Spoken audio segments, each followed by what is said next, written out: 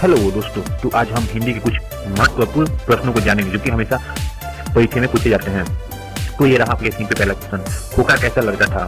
खोखा कैसा लगता था? अच्छा, बेकार, लापरवाह, शरारती और तेज। इसका सही आंसर होगा लापरवाह और शरारती। चलिए क्वेश्चन नंबर 2 पे। 20 के दाग की कहानी के नायक कौन है? 20 के दाग की कहानी के नायक कौन है? मदन, कासू, गिरधर, सिंसाम। इसका जो सही आंसर होगा मदन।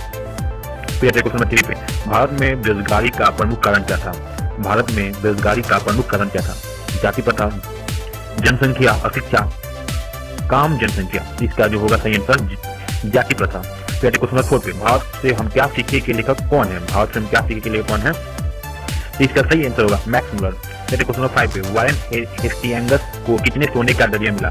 वारेन हेस्टिंग्स को कितने सोने का दरिया मिला? इसका सही आंसर जो होगा 172। फिर आते हैं क्वेश्चन नंबर 6 पे। सिकंदर किसे कहा गया? सिकंदर किसे कहा गया?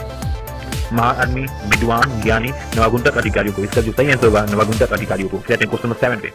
असली भारत का दर्शन कहाँ होता है? असली भारत का दर्शन कहाँ होता है? इसका जो सही आंसर होगा वो होगा गांव में। ठीक है। फिर क्वेश्चन नंबर 8 पे। भारत की आत्मा कहाँ बसती है? भारत की आत्मा कहाँ बसती है? शहरों में, गाँव में, नगर में, दार्शनिक स्थल पे। इसका जो सही आंसर होगा गाँव में।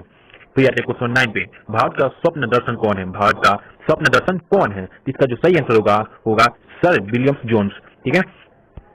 फिर से आते हैं क्वेश्चन नंबर 10 पे। नाखून क्यों बढ़ते हैं? नाखून क्यों बढ़ते हैं के लेखक कौन है? विनोद कुमार शुक्ला, महात्मा गांधी, आचार्य हजारी प्रसाद द्विवेदी, आचार्य नलिन ब्रिटिशमंत। इसका जो सही आंसर होगा वो होगा आचार्य हजारी प्रसाद द्विवेदी। फिर आते हैं क्वेश्चन नंबर 11 पे। नाखून का वर्ण किसका निशानी है?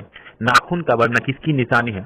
बुराई का, अच्छाई का, बर्बरता का, पशुता का। इसमें जो होगा बर्बरता और पशुता दोनों ही होगा। ठीक है। फिर आते हैं क्वेश्चन नंबर 12 पे। नाखून का कटना किसकी निशानी है? नाखून का कटना किसकी निशानी है?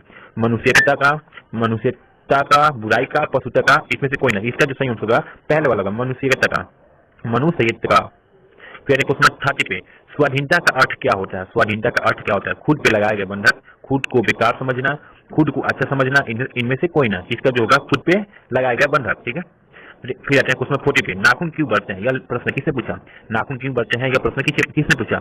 ठीक है। इसका जो सही आंसर होगा होगा लेखक की पुत्री ने। ठीक है।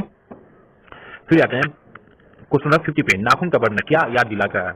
नाखून का बढ़ना क्या याद दिलाता है? मनुष्यता का, पशुता का, आदि पार्श्विक वृत्ति। इसमें से कोई ना। जिसका जो होगा पशुता का। कहते क्वेश्चन नंबर 50 पे। ठीक है। लेखक नाखून को किस रूप में पहले देखता है? लेखक नाखून को किस रूप में पहले देखता है? आत्मरक्षा के अस्त्र के रूप में, पशु के रूप में, शक्ति के रूप में। इसमें से कोई ना। इसमें जो होगा इसका आंसर जो होगा वो होगा आत्मरक्षा के रूप में। फिर आते हैं क्वेश्चन नंबर 60 पे। देवनगर पटना का तुलना किससे की गई है? देवताओं से, इंद्रपुरी से, देवों से। इसका जो सही आंसर होगा होगा वो होगा इंद्रपुरी से। फिर क्वेश्चन नंबर 70 पे। नागरी लिपि को लेखक को नागरी लिपि के लेखक कौन है? गुलाकर मूल्य, हजारी प्रसाद द्विवेदी, डॉक्टर भीम अम्बेडकर। इसमें से कोई नहीं। इसका जो सही आंसर होगा गुलाकर मूल्य। फिर आते हैं क्वेश्चन नंबर 80 पे। पूरे देश में नागरी लिपि कब प्रचलित हुई? पूरे देश में नागरी लिपि कब प्रचलित हुई? 12वीं सदी में, 8वीं से 11वीं सदी में। ठीक है। इसका जो सही आंसर होगा 8वीं से 11वीं सदी में। फिर क्वेश्चन नंबर 90 पे। देवनागरी लिपि का वहन किसे कहा जाता है? देवनागरी लिपि का वहन किसे कहा जाता है? इसका जो सही आंसर होगा बंगला लिपि। ठीक है। बंगला लिपि को देवनागरी लिपि का वहन कहा जाता है। फिर क्वेश्चन नंबर 95 पे। दक्षिण भारत का नागरी लिपि को क्या कहते हैं? दक्षिण भारत का नागरी लिपि को क्या कहते हैं? नंदी नागरी, देवनागरी, ब्राह्मण नागरी। इसमें से कोई नहीं। इसका जो सही आंसर होगा नंदी नागरी।